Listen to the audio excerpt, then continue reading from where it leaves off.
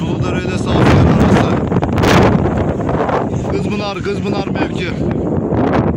Geldi alev başladı. Yalnız Rüzgar buraya, itfaiyeler burada müdahale edecek inşallah. Bu yol bir tane daha geliyor.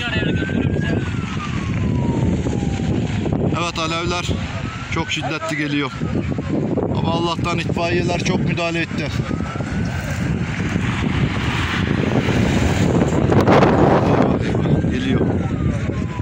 Geliyor.